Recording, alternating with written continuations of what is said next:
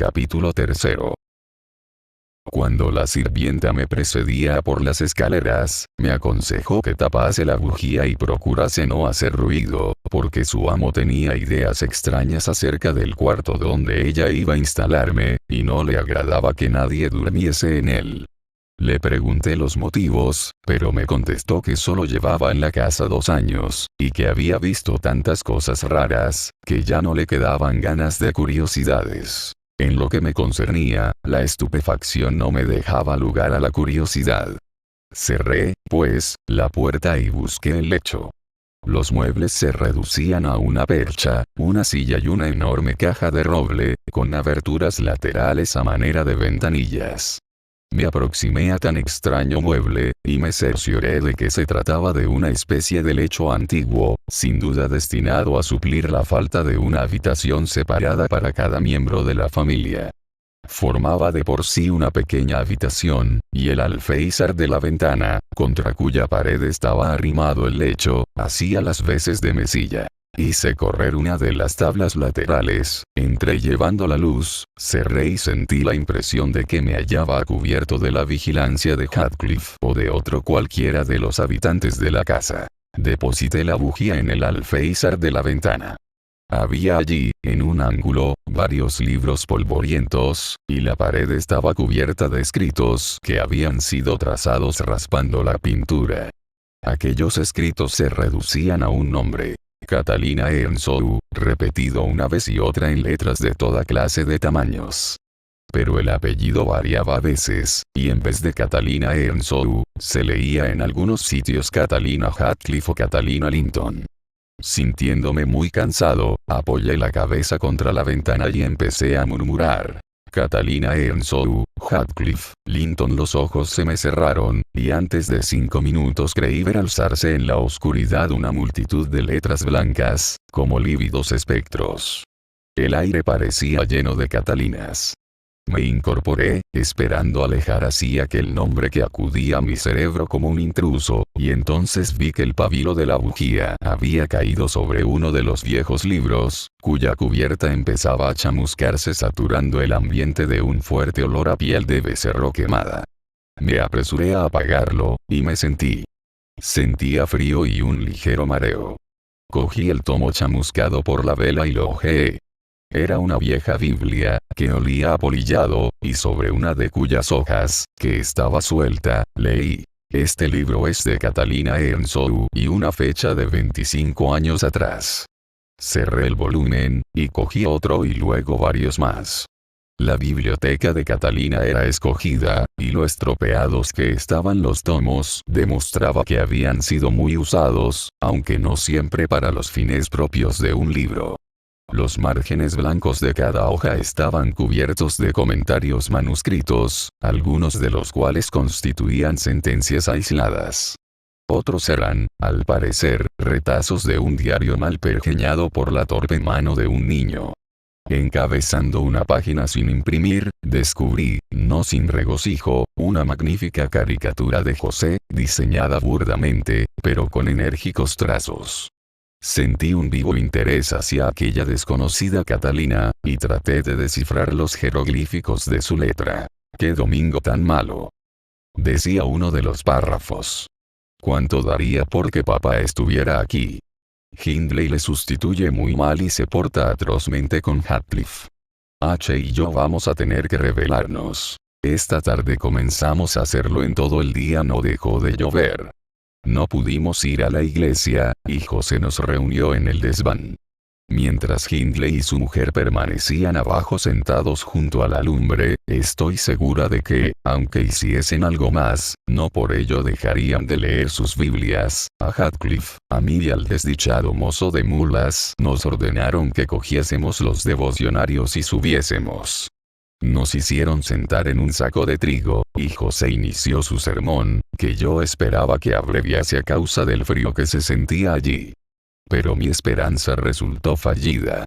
El sermón duró 3 horas justas, y, sin embargo, mi hermano, al vernos bajar, aún tuvo la desfachatez de decir: ¿Cómo habéis terminado tan pronto? durante las tardes de los domingos nos dejan jugar, pero cualquier pequeñez, una simple risa, es motivo para que nos pongan castigados en un rincón oscuro. Os olvidáis de que aquí hay un jefe, suele decir el tirano. Al que me saque de mis casillas, le aplasto. Quiero seriedad y silencio absoluto. Chico. Has sido tú. Querida Francisca. Tírale de los pelos. Le he oído castañetear los dedos. Francisca le tiró del pelo con todas sus fuerzas. Luego se sentó en las rodillas de su esposo, y los dos empezaron a hacer niñerías, besándose y diciéndose estupideces. Entonces nosotros nos acomodamos, como Dios nos dio a entender, en el hueco que forma el aparador.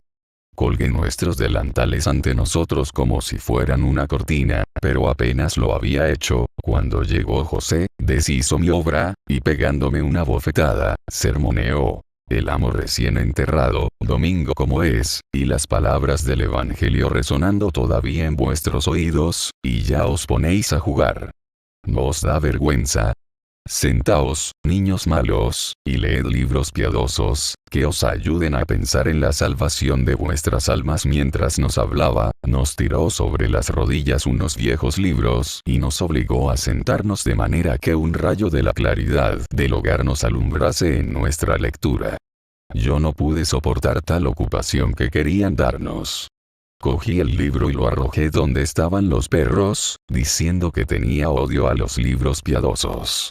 Heathcliff hizo lo mismo con el suyo, y entonces empezó el jaleo. Señor Hindley, mire. Gritó José. La señorita Catalina ha roto las tapas de la armadura de salvación y Heathcliff ha golpeado con el pie la primera parte del camino de perdición. No es posible dejarles seguir siendo así. Oh. El difunto señor les hubiera dado lo que se merecen. Pero cómo nos falta. Hindley se lanzó sobre nosotros, nos cogió a uno por el cuello y a otro por el brazo, y nos echó a la cocina.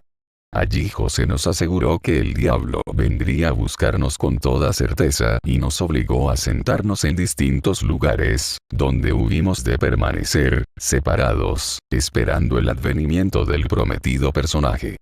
Yo cogí este libro y un tintero que había en un estante, y abrí un poco la puerta para tener luz y poder escribir, pero mi compañero, al cabo de 20 minutos, sintió tanta impaciencia, que me propuso apoderarnos del mantón de la criada y, tapándonos con él, ir a dar una vuelta por los pantanos.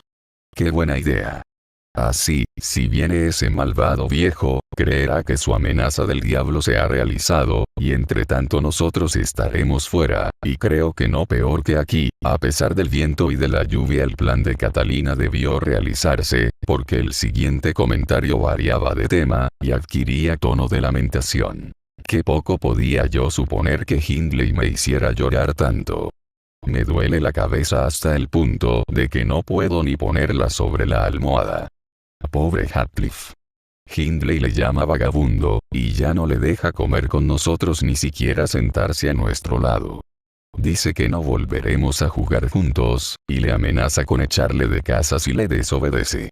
Hasta ha censurado a papá por haber tratado a Heathcliff demasiado bien, y jura que volverá a ponerle en el lugar que le corresponde. Yo me sentía ya medio dormido, y mis ojos iban del manuscrito de Catalina al texto impreso. Percibí un título grabado en rojo con florituras, que decía, 70 veces 7 y el primero de los 71. Sermón predicado por el reverendo padre Javes Branderham en la iglesia de Himmerdenzoog, y me dormí meditando maquinalmente en lo que diría el reverendo pastor sobre el tema. Pero la mala calidad del té y la destemplanza que tenía me hicieron pasar una noche horrible. Soñé que era ya por la mañana y que regresaba a mi casa guiado por José. El camino estaba cubierto de nieve, y cada vez que yo daba un tropezón, mi acompañante me amonestaba por no haber tomado un báculo de peregrino, afirmándome que sin tal adminículo nunca conseguirla regresar a mi casa, y enseñándome a la vez jactanciosamente un grueso garrote que él consideraba, al parecer, como báculo. Al principio, me parecía absurdo suponer que me fuera necesaria para entrar en casa semejante cosa. De improviso una idea me iluminó el cerebro. No íbamos a casa, sino que nos dirigíamos a escuchar el sermón del padre Branderham sobre los 70 veces 7, en cuyo curso no sé si José, el predicador o yo, debíamos ser sacados a pública vergüenza y privados de la comunión de los fieles. Llegamos a la iglesia, ante la que yo, en realidad, he pasado 2 o 3 veces. Está situada en una hondonada entre 2 colinas, junto a un pantano, cuyo fango, según voz popular, tiene la propiedad de momificar los cadáveres.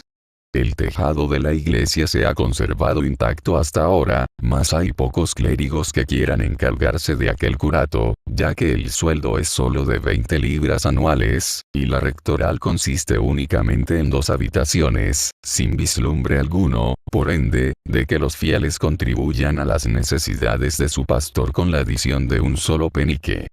Mas en mi sueño una abundante concurrencia escuchaba a Javes, quien predicaba un sermón dividido en 490 partes, dedicada cada una a un pecado distinto.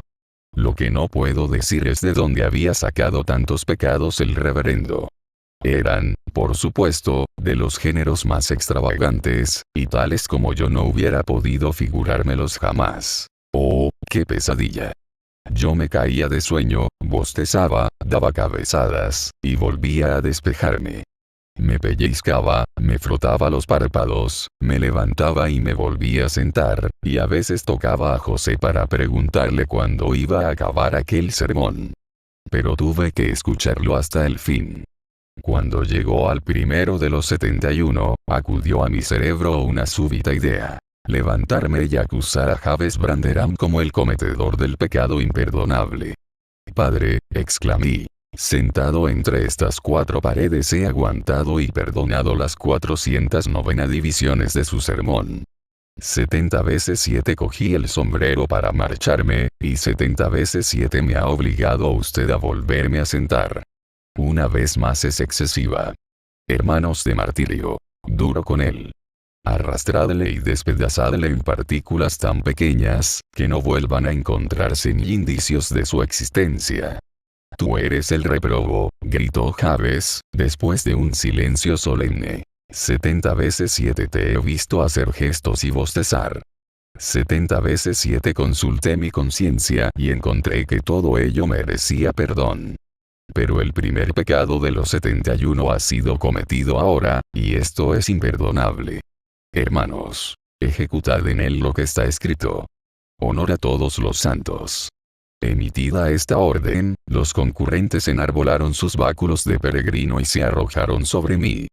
Al verme desarmado, entablé una lucha con José, que fue el primero en acometerme, para quitarle su garrote.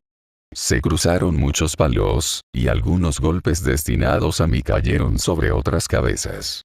Todos se apaleaban unos a otros, y el templo retumbaba al son de los golpes. Branderham estaba fuertes puñetazos en el borde del púlpito, y tan vehementes fueron, que acabaron por despertarme. Comprobé que lo que me había sugerido tal tumulto era la rama de un abeto que batía contra los cristales de la ventana cada vez que la agitaba el viento. Volví a dormirme, y soñé cosas todavía más odiosas. Recordé que descansaba en una caja de madera y que el viento y las ramas de un árbol golpeaban la ventana. Tanto me molestaba el ruido, que, en sueños, me levanté y traté de abrir el postigo. No lo conseguí, porque la falleba estaba soldada, y entonces rompí el cristal de un puñetazo y saqué la mano para separar la molesta rama. Mas, en lugar de ella, sentí el contacto de una manecita helada. Me poseyó un intenso terror, y quise retirar el brazo, pero la manecita me aferraba mientras una voz insistía. «Déjame entrar, déjame entrar». «¿Quién eres?», pregunté pugnando por soltarme. «Catalina Linton», contestó, temblorosa. Me había perdido en los pantanos y vuelvo ahora a casa. Sin saber por qué, me acordaba del apellido Linton, a pesar de que había leído 20 veces más el apellido Earnshaw. Miré, y divisé el rostro de una niña a través de la ventana. El horror me hizo obrar cruelmente, y al no lograr desasirme de la niña, apreté los puños contra el corte del cristal hasta que la sangre brotó y empapó las sábanas. Pero ella seguía gimiendo. «Déjame entrar». Y me oprimía la mano. Mi espanto llegaba al colmo. ¿Cómo voy a dejarte entrar? Dije, por fin, si no me sueltas la mano. El fantasma aflojó su presión. Metí precipitadamente la mano por el hueco del vidrio roto, amontoné contra él una pila de libros, y me tapé los oídos para no escuchar la dolorosa súplica. Pasé así unos 15 minutos, pero en cuanto volvía a atender, percibía idéntica súplica. «Vete», exclamé. «No te abriré aunque me lo estés pidiendo 20 años seguidos». «20 años han pasado», murmuró. 20 años han pasado desde que me perdí. Y empujó levemente desde fuera. El montón de libros vacilaba. Intenté moverme, pero mis músculos estaban como paralizados, y, en el colmo del horror, lancé un grito. Aquel grito no había sido soñado. Con gran turbación, sentí que unos pasos se acercaban a la puerta de la alcoba. Alguien la abrió, y por las aberturas del lecho percibí luz. Me senté en la cama, sudoroso, estremecido aún de miedo. El que había entrado murmuró algunas palabras como si hablase solo, y luego dijo en el tono de quien no espera recibir contestación: «¿Hay alguien ahí?». Reconocí la voz de Heathcliff, y comprendiendo que era necesario revelarle mi presencia, ya que, si no, buscaría y acabaría encontrándome, descorrí las tablas del lecho. Tardaré mucho en poder olvidar el efecto que mi acción produjo en él. Heathcliff se paró en la puerta. Llevaba la ropa de dormir, sostenía una vela en la mano y su cara estaba blanca como la pared. El ruido de las tablas al descorrerse le causó el efecto de una corriente eléctrica. La vela se deslizó de entre sus dedos, y su excitación era tal, que le costó mucho trabajo recogerla. «Soy loco», dije, para evitar que continuase demostrándome su miedo. He gritado sin darme cuenta mientras soñaba. Lamento haberle molestado. Dios le confunda, señor Lockwood. «Váyase al», empezó él. «¿Quién le ha traído a esta habitación?», continuó, hundiendo las uñas en las palmas de las manos y rechinando los dientes en su esfuerzo para dominar la excitación que le poseía. «¿Quién le trajo aquí? Dígamelo para echarle de casa inmediatamente». «Su criada Sila», contesté abandonando la cama y recogiendo mis ropas. «Haga con ella lo que le parezca, porque lo tiene merecido». Se me figura que quiso probar a expensas mías si este sitio en efecto está embrujado. Y le aseguro que, en realidad, está bien poblado de trasgos y duendes. Hace usted bien en tenerlo cerrado. Nadie le agradecerá a usted el dormir en esta habitación. ¿Qué quiere usted decir y qué está usted haciendo?, replicó Heathcliff. «Acuéstese y pase la noche. Pero, en nombre de Dios, no repita el escándalo de antes. No tiene justificación posible, a no ser que le estuvieran desollando vivo. Si aquella endemoniada brujita llega a entrar, a buen seguro que me hubiese estrangulado», le respondí.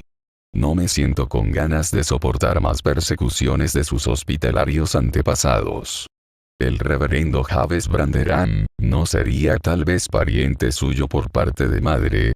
Y en cuanto a la Catalina Earnshaw, o Linton, o como se llamara, buena pieza debía estar hecha.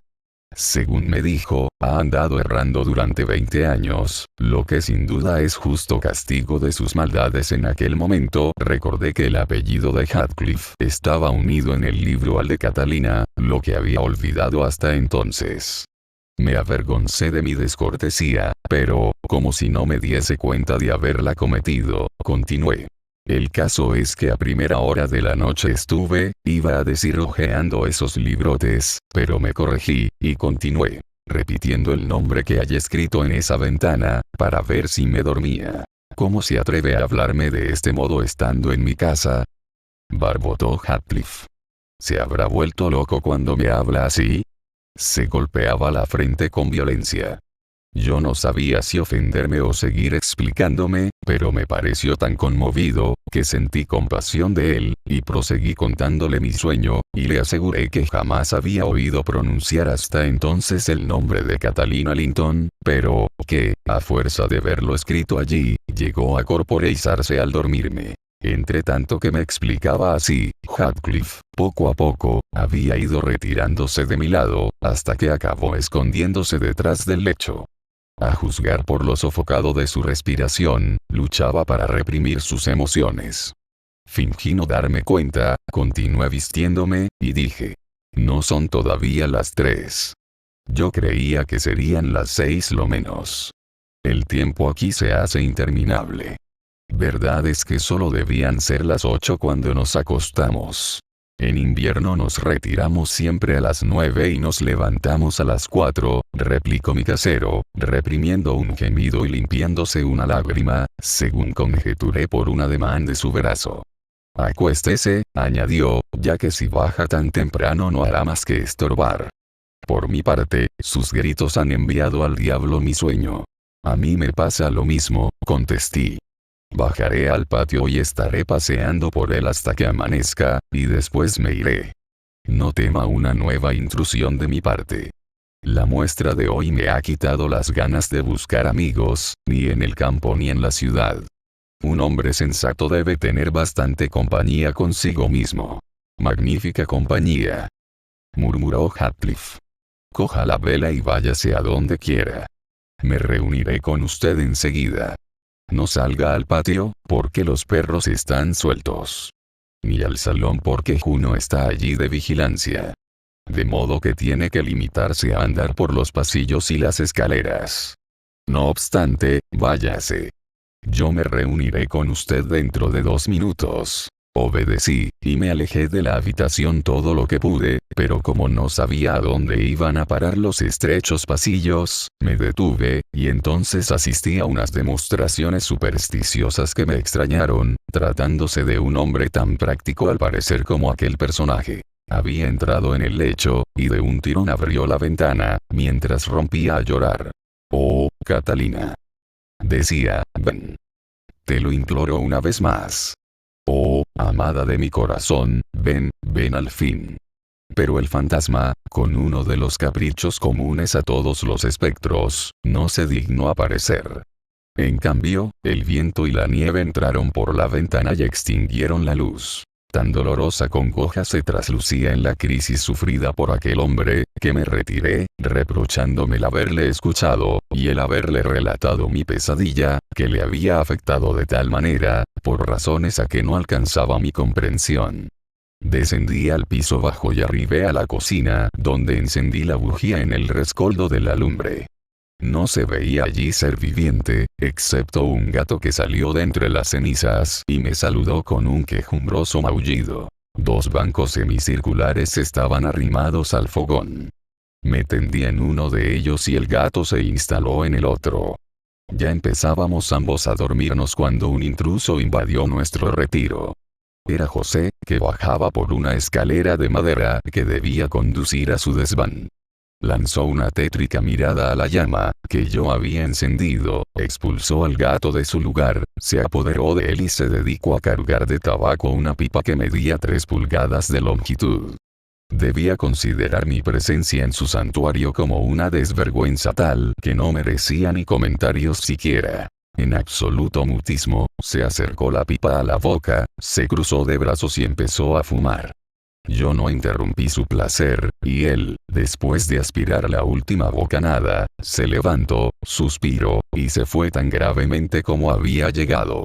Sonaron cerca de mí otras pisadas más elásticas, y apenas yo abría la boca para saludar, la cerré de nuevo, al oír que Hareton Earnshaw se dedicaba a recitar en voz contenida una salmodia compuesta de tantas maldiciones como objetos iba tocando, mientras se afanaba en un rincón en busca de una azada para quitar la nieve. Me miró, dilató las aletas de la nariz, y tanto se le ocurrió saludarme a mí, como al gato que me hacía compañía. Comprendiendo por sus preparativos que estaba disponiéndose a salir, abandoné mi duro lecho y me apresté a seguirle. Él lo notó y con el mango de la azada me señaló una puerta que comunicaba con el salón. Las mujeres estaban en ella. Sila atizaba el fuego con un fuelle colosal, y la señora Heathcliff, arrodillada ante la lumbre, leía un libro al resplandor de las llamas. Tenía puesta la mano entre el fuego y sus ojos, y permanecía embebida en la lectura, que solo interrumpía de vez en cuando para reprender a la cocinera si hacía salir chispas sobre ella, o para separar a alguno de los perros que a veces la rozaba con el hocico. Me sorprendió ver también allí a Heathcliff, en pie junto al fuego y, al parecer, concluyendo entonces de soltar una rociada sobre la pobre Scylla, la cual, de cuando en cuando, suspendía su tarea y suspiraba. En cuanto a ti, miserable, y Heathcliff pronunció una palabra intranscribible dirigiéndose a su nuera, ya veo que continúas con tus odiosas mañas de siempre. Los demás trabajan para ganarse el pan que comen, y únicamente tú vives de mi caridad. Fuera ese mamotreto, y haz algo útil. Debías pagarme por la desgracia de estar viéndote siempre. ¿Me oyes, maldita bruta? Dejaré mi mamotreto, porque me lo podría usted quitar, si no, respondió la joven cerrando el libro y tirándolo sobre una silla. Pero aunque se le encienda a usted la boca injuriándome no haré nada, no siendo lo que me parezca bien. Heathcliff alzó la mano, pero su interlocutora, probando que tenía costumbre de aquellas escenas, se puso de un salto fuera de su alcance. Contrariado por tal episodio, me aproximé a la lumbre fingiendo no haber reparado en la disputa, y ellos tuvieron el decoro de disimular. Heathcliff, para no caer en la tentación de golpear a su nuera, se metió las manos en los bolsillos. La mujer se retiró a un rincón, y mientras estuve allí permaneció callada como una estatua. Pero yo no me quedé mucho tiempo. Renuncié a la invitación que me hicieron de que les acompañase a desayunar, y en cuanto apuntó la primera claridad de la aurora, salí al aire libre, que estaba frío y despejado como el hielo. Heathcliff me llamó mientras yo cruzaba el jardín, y se brindó para acompañarme a través de los pantanos. Hizo bien, ya que la colina estaba convertida en un ondulante mar de nieve, que ocultaba todas las desigualdades del terreno. La impresión que yo guardaba de la contextura del suelo no respondía en nada a lo que ahora veíamos, porque los hoyos estaban llenos de nieve, y los montones de piedras, reliquias del trabajo de las canteras, que bordeaban el camino habían desaparecido bajo la bóveda. Yo había distinguido el día anterior una sucesión de piedras erguidas a lo largo del camino y blanqueadas con cal, para que sirviesen de referencia en la oscuridad, y también cuando las nevadas podían hacer confundir la tierra segura del camino con las movedizas charcas de sus márgenes. Pero a la sazón ni siquiera se percibían aquellos jalones. Mi acompañante tuvo que advertirme varias veces para impedir que yo saliese del camino sin notarlo. Hablamos muy poco. A la entrada del parque de la granja, Heathcliff se detuvo, me dijo que suponía que ya no me extraviaría, y con una simple inclinación de cabeza nos despedimos. En la portería no había nadie, y recorrer las 2 millas que me quedaba por andar hasta la granja me costó 2 horas, dadas las muchas veces que erré el camino, extraviándome en la arboleda, y hundiéndome en nieve hasta la cintura. Era mediodía cuando llegué a mi casa. El ama de llaves y sus satélites acudieron con alborozo a recibirme, y me aseguraron que me daban por muerto y que pensaban en ir a buscar mi cadáver entre la nieve. Les aconsejé que se calmaran, puesto que al fin había regresado. Subí dificultosamente la escalera y entré en mi habitación. Estaba entumecido hasta los huesos. Me cambié de ropas y pasé por la estancia 30 o 40 minutos para entrar en calor, y luego me instalé en el despacho, tal vez apartado en exceso del buen fuego y el confortante café que el ama de llaves me preparó.